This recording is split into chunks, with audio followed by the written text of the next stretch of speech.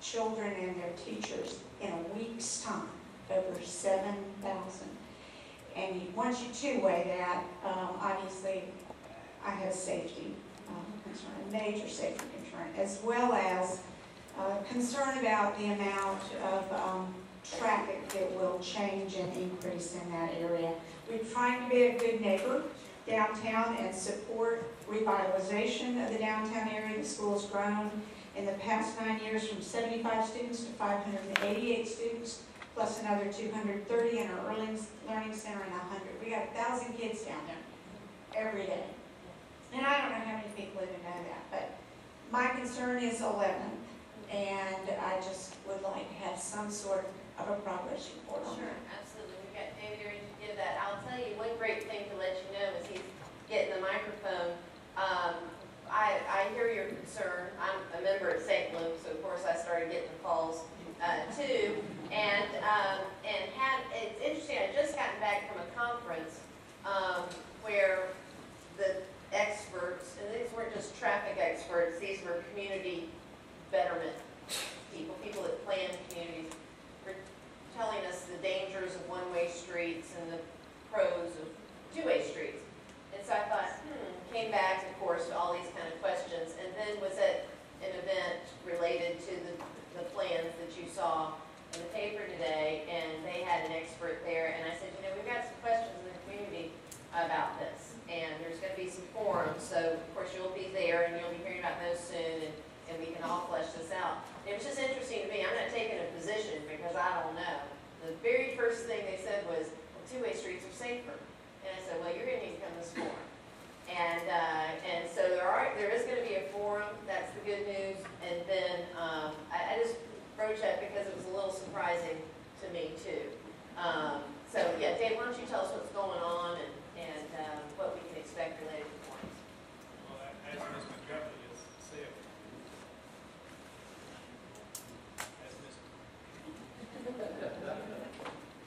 hello. As Ms. McGuffey said, we did initiate a study of the one-way streets downtown. We currently have 3, and converting them to two-way. Typically, what the experts tell you is that one-way streets need to be done in couplets, with one direction flowing and then another flowing in the opposite direction. That was done several years ago downtown, and for a variety of reasons, there was a change made. Now we only have 3 one-way streets, not 4. So we have 2 streets going in and only 1 street coming out. And what we've observed in recent years as downtown has gone through revitalization and become much more active is that during special events when the 1 street coming out of downtown is closed, we have severe congestion in the uptown area. And so we've been looking at that for some time. We also have a project going on 6th Avenue that we're going to be doing some major streetscaping and improvement along with stormwater work. And one of those intersections at 11th Street and 6th Avenue will require some major hardscaping improvement and signalization.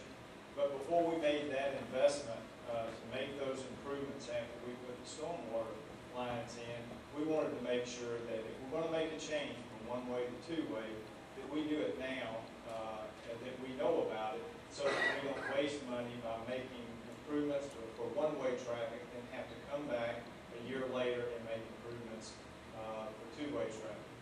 And then the other thing, having worked downtown for a number of years, we see a lot of people going the wrong way on one-way streets downtown. I have to dodge one about once a week. And then the last thing, the last motivator for us looking to do this type of study at this time is the fact that we know things are going to change dramatically over the next year with the Whitewater. We're projecting over about 200,000. I think the CSU study said 188,000 visitors downtown, in addition to what we already have with all of the events. And so the dynamics of the uptown area are going to change. And visitors coming in from out of town will have more difficulty, presumably, navigating one-way streets through the downtown area and getting from one point to the other. So we asked an engineering firm to come in and take a look at that. And they have been doing that for the past few months. One of the things, I'm sorry, I missed it. One of the things that we did realize was that St. Luke's represented a unique situation, having a school basically on all four corners of an intersection. And we asked the engineering firm to take a special look at St. Luke and any impacts there. And that's the reason they did make contact with y'all. I think y'all saw them out there or something, but right. But we asked them to take a special look at that because we wanted to be informed so that when we get to the point of having a final report that we would have the best information available. We are at the back-gathering stage of that study now, and we hope to have a final report very, very soon, within the next week perhaps. Our plan, to your question, is at that point, we will get with the stakeholders in that area, individually. I've talked to Mr. Watts at St. Luke and committed to him that y'all will be the first group that we'll come to and sit down and share the information with, have a discussion, get your concerns. Then we will meet with businesses, we'll meet with the court system, First Baptist over on 12, Boston Powers, because we want to have all of the citizens' input before we get to a final decision to make a final decision on making a recommendation to take to our elected officials. But we have to get all the facts first, then get the stakeholder input, and then we get to the point of making a recommendation. How long that process is going to take, I would say it would be a few months at least, because once we get your input, that could very well have a lot of influence on what the final recommendation would be on whether or not we convert one of the one-way streets and leave two, or convert all three, or convert none. But we need the facts before we get to the point of making a recommendation. So, Mr. Duffy, the good news is no decision's been made yet. We're still taking in that information. And secondly, I say to you that yes, the river's revitalization, but St. Luke's revitalization too. If you've ever been down there to see those precious kids walking back and forth, it's an awesome thing to have to slow down and let a bunch of 6-year-olds, hold hands. And it's just wonderful. And so we appreciate that.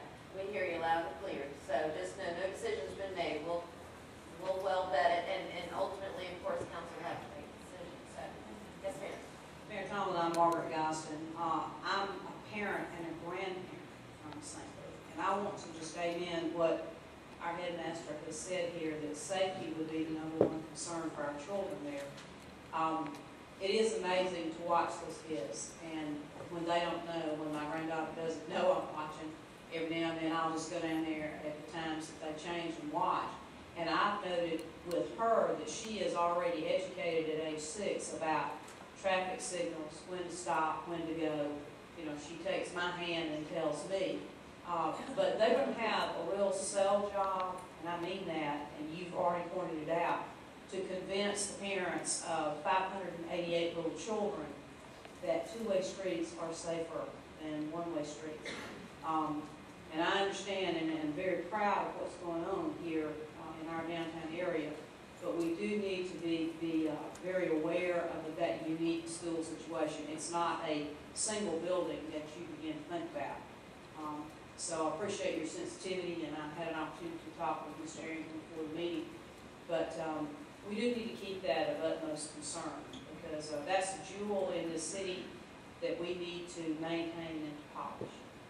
Thank you. And I also want to recognize Ms. Gostin gave several of us prayer stones when she came in. Let me assure you, we're going to wear those prayer stones out. If there's anything we need down at the government center, it's a whole lot of prayer. So I appreciate that. Thank you very much.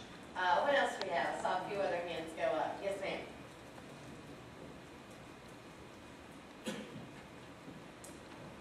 My name is Lisa Painter. You probably heard me on the news for Dr. Sire, who was murdered on Fort Benning. I know you can't do nothing for me because Fort Benning is taken care of it. But I'm just standing up for all the other animals Columbus, because I know that everyone can bring me animals to become a part of their family. I'm just wondering if it's, you can do something, or at least talk to someone, get the ball rolling about tougher punishment for people who commit these crimes to animals, and possibly start an animal abuse registry, because I would like to know if there's someone who abuses animals near my neighborhood. If someone did this beforehand, they're probably going to do it again, and FBI's surveys show people who abuse animals will work up to people. And I think everyone would appreciate if they have animals to know, hey, my neighbor's did this before, let me keep my dog inside and watch out. Sure.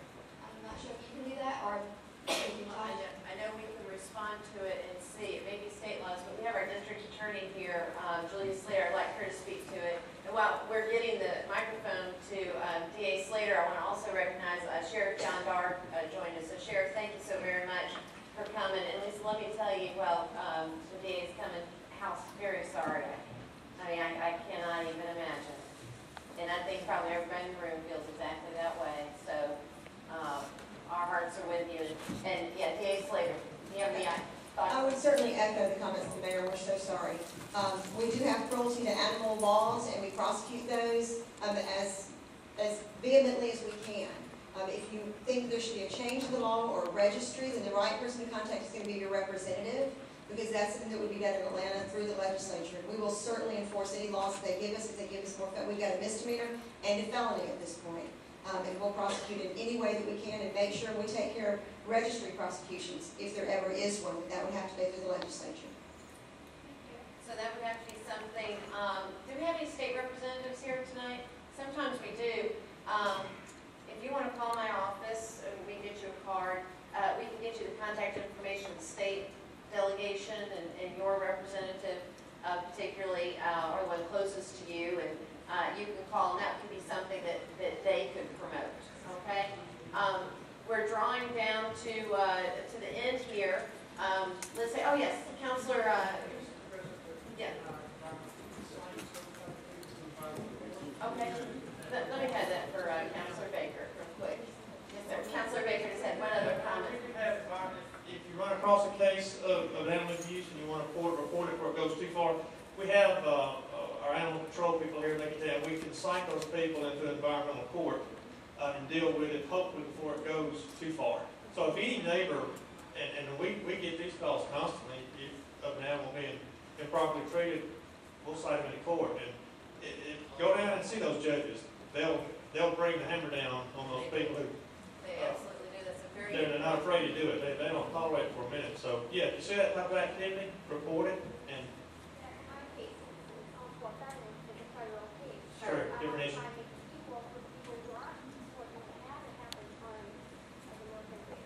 Yeah.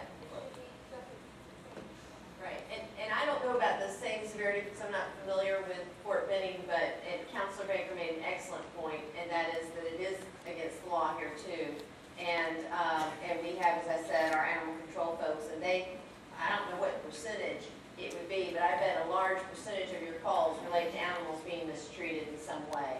And they do cite them, and those folks do end up in environmental court, and maybe even reporter's court, I'm not sure, given the charge. And so that we do take care of it. It may not be as severe as it is on Fort Benning, I just am not familiar with that law. Yeah. Sure.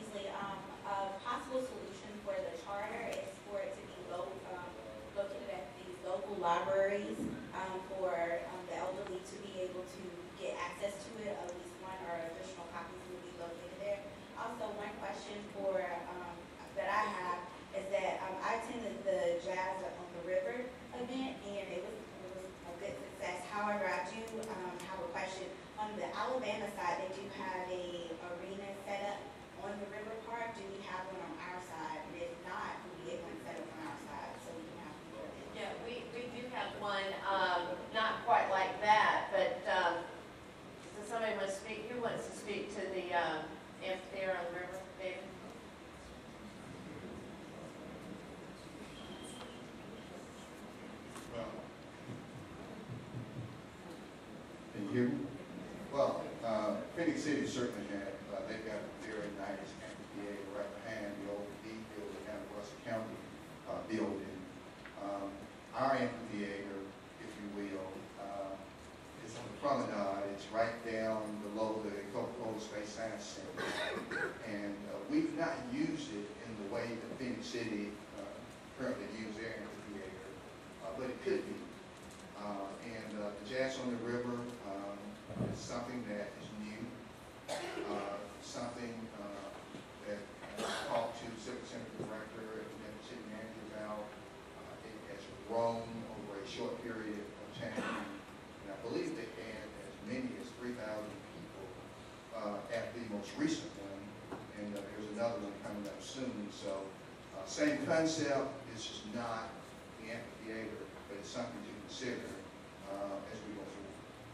And there's also one that's nowhere near what you're talking about in Big City, but it's sort of a natural amphitheater that you'll, out sort of behind the theater schools, CSU theater schools, in that vicinity. It's built into the bank, and sometimes you'll see people down there playing acoustic guitar, maybe 30, 35 people sitting in sort of natural benches and watching, but it's very small, and so not what you're talking about at all, but it's a great idea, and I'm so glad you're going to the Jazz on the River. It's great. Apparently the next one is September 22nd, is that right? What's the next? 23rd on Sunday. It's the 23rd, and what time, Mike? 6:30, Sunday, September 23rd.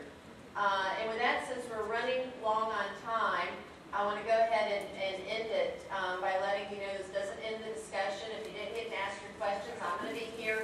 We also have tables that will be out in the hallway here, so please do go and see. We've got everything from animal control, Save a Pet, to public services and trash, and so much more.